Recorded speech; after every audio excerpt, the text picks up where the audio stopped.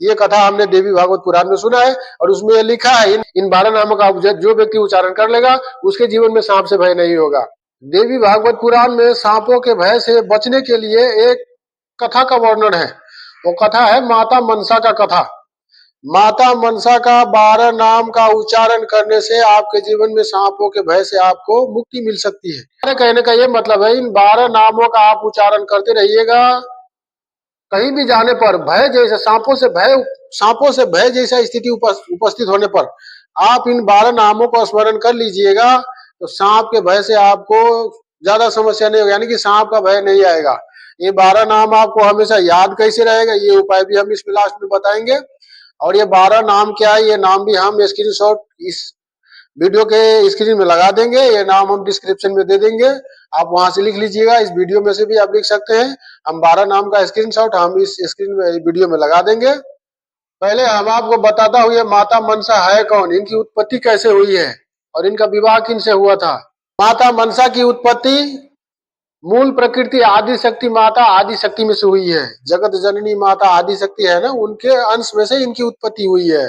माता मनसा की आदि शक्ति में से उत्पत्ति होने के बाद महर्षि कश्यप ने अपने मानस पुत्री के रूप में इनको प्राप्त किया। मानस पुत्र या मानस पुत्री जो होते हैं ना, किसी माता के गर्भ से या किसी के रज बीज से उत्पत्ति जिनकी ना हुई हो उनको मानस पुत्र या मानस पुत्री बोलते हैं। जैसे नारद जी ब्रह्मा जी के मानस पुत्र है ना, ब्रह्मा जी अपने संकल्प से अपने शरीर के अंश से उनकी उत्पत्ति किया है तो ब्रह्मा जी के मानस पुत्र है। तो इसी तरह माता मनसा मूल प्रकृति आदि शक्ति के अंश से इनकी उत्पत्ति हुई है और इस धरती पर इस मृत्युलोक में उस समय के वातावरण के अनुसार उस युग में महर्षि कश्यप ने अपने तपोबल के प्रभाव से अपने शरीर के अंश से अपने तेज से या अपने यज्ञ के हवन कुंड से उनकी उत्पत्ति करके मानस पुत्री के रूप में प्राप्त किया था।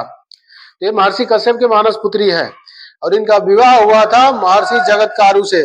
महर्षि जगतकारु बहुत बड़े तपस्वी थे।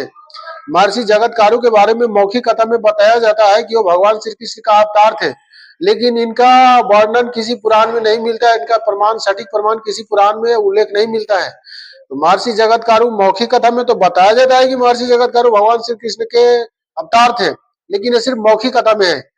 पुराणों में इनका कहीं वर्णन नहीं मिलता है कि महर्षि जगतकारु भगवान श्री कृष्ण के अवतार थे।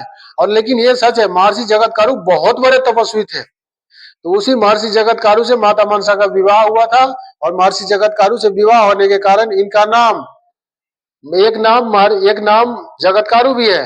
तो इन्हीं जगतकारु मुनि और माता मनसा का पुत्र का नाम है महात्मा आस्तिक, जिन्होंने जन्मेजय का सर्प यज्ञ रुकवाया था। तो ये है माता मनसा। अब इन माता मनसा के 12 नामों के बारे में हम आपको बताता हूँ। इन 12 नामों का आप जहां भी कहीं भी आप जाते हैं, घर से बाहर कहीं भी जंगलों में वनों में कहीं यात्रा करते हैं, घर से निकलने के समय में यदि इन 12 नाम का आप उच्चारण करके निकलते हैं तो ज्यादातर उम्मीद रखिए आप जा रहे हैं रास्ते में कहीं भी आपको सांप से कोई भय नहीं होगा।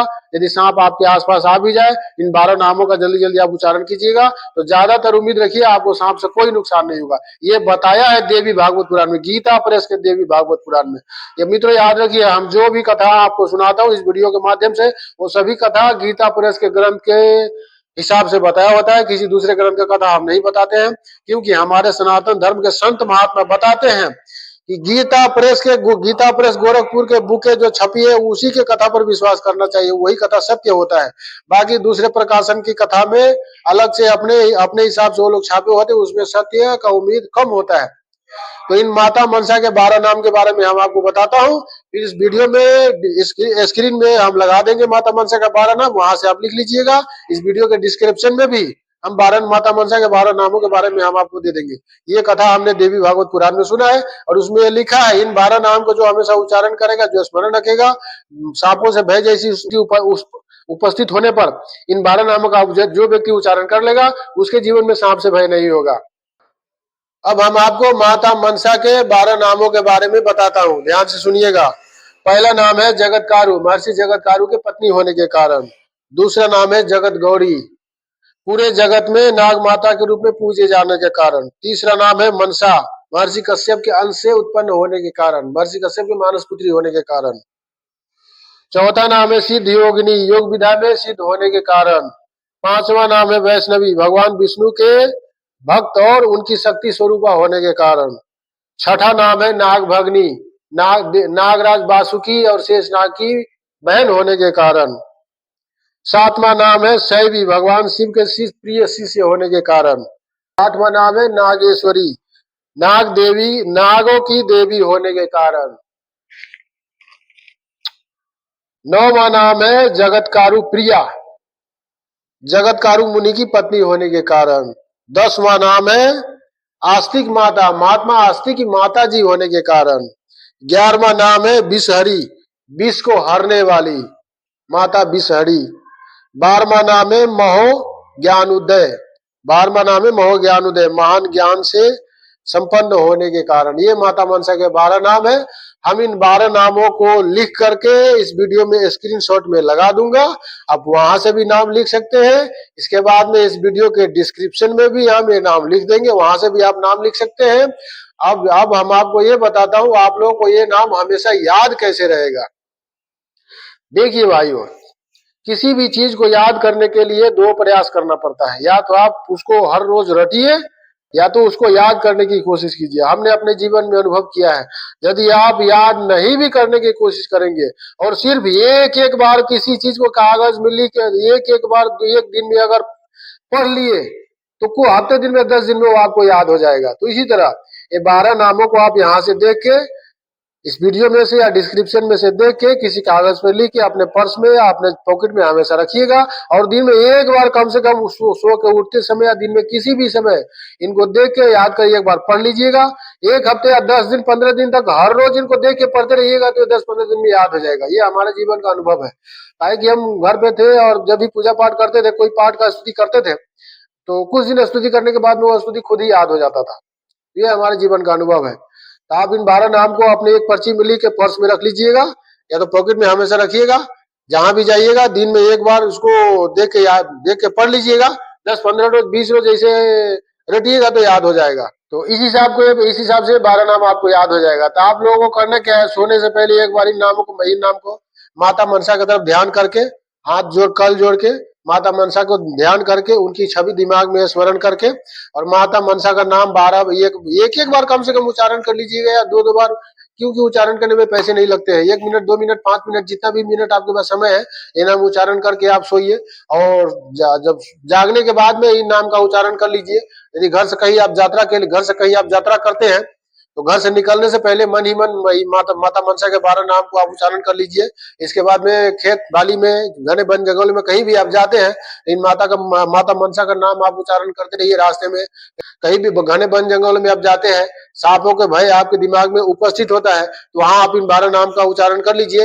ये नाम देवी भागवत गीता प्रेस गोरखपुर के देवी भागवत पुराण में लिखा है, जो व्यक्ति माता मनसा के इन 12 नामों को उच्चारण करता है तो उस व्यक्ति को सांप से कोई भय नहीं रहता है। तो आप लोग इस जानकारी को अपने जीवन में उतारने का कोशिश कीजिएगा। देवी भागवत पुराण में हमने एक कथा सुना है, हमने आप लोगों को बताया। हम तो अभी सऊदी में है, हमारे घर में पुराण रखा हुआ है। अगर हम घर में होते तो पुराण में पढ़ के साक्षात लाइव रिकॉर्ड करके हम आपको दिखाता, मगर हम तो सभी पुराण का 18 पुराण का ऑडियो बुक रखा हूँ लोड करके। हमने कई वीडियो में बताया, ये कोई व्यक्ति है जिनका नाम महात्मा अशोक चौहान है, महात्मा अशोक चौहान जी। वो सभी पुराण सभी उपनिषदों को पढ़ के ऑडियो रिकॉर्ड करके वर्ड टू वर्ड पूरे वो यूट्यूब पर हाला है। उनका लगभग 18 पुराण हमने लोड किया है, 11 पुराण एक भी लिया है, 13-14 पुराण और कुछ पुराण सुनना बाकी है। तो वहीं से सुनता हूँ, वहीं से जानकारी हमको मिलती है। वर्ड टू वर्ड पूरा सभी गीता प्रेस गोरखपुर के बुके को पढ़कर लोड करके उन्होंने रिकॉर्ड करके रखा है, तो वहीं से जानकारी हमको मिलती है। लेकिन ऑडियो बुक में सुनने के बाद जब वीडियो बनाने जाता हूँ तो कुछ बात भूल जाता हूँ, तो कुछ त्रुटि अगर हो गई हो तो क्षमा कर दीजिएगा मित्रों। हमारा तो प्रयास रहता है कि सच्चाई आप लोगों के सामने पहुंचाऊं। तो ये देवी भागवत पुराण में कथा हमने सुना है, तो ये जानकारी हमने आप लोगों के साथ शेयर करने की कोशिश किया। आप लोग इस जानकारी को अपने जीवन में उतारने की कोशिश कीजिएगा और इस जानकारी को अपने सभी मित्रों सभी रिश्तेदारों के साथ शेयर करने की कोशिश कीजिएगा, क्योंकि इसका अनुभव हमने अपने जीवन में किया है।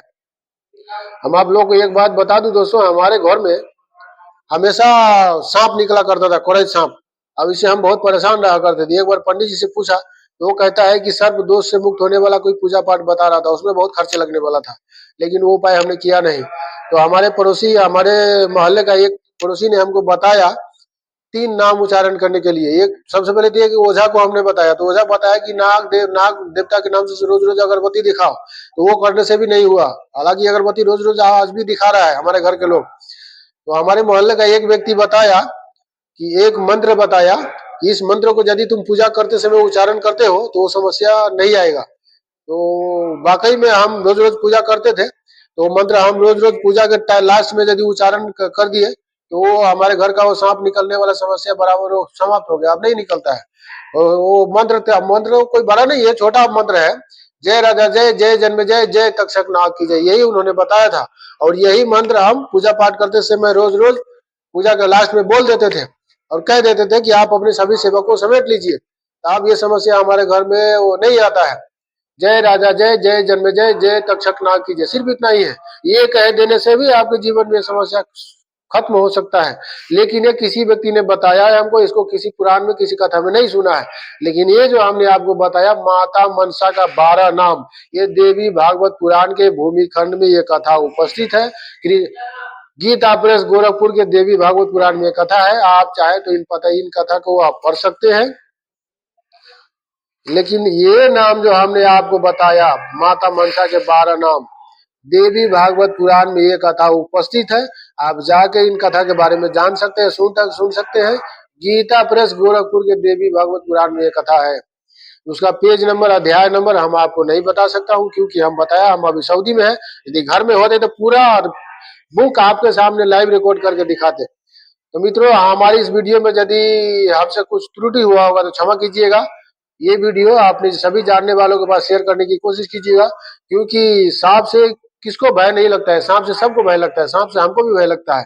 सांप का मंत्र, सांप का जो मंत्र जानता है, जो पकड़ने की विद्या जानता है, उसको सांप से कोई भय नहीं लगता है। लेकिन जो आदमी उस मंत्र से, उस विद्या से बिल्कुल अनजान है, उस आदमी के लिए तो सर्प काल ही है।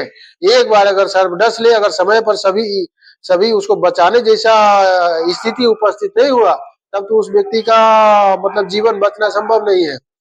तो देवी भागवत पुराण में हमने एक कथा सुना है। आप इस कथा को, इस 12 नाम को एक कागज पर लिख के अपने पॉकेट में, अपने पर्स में रख लीजिएगा।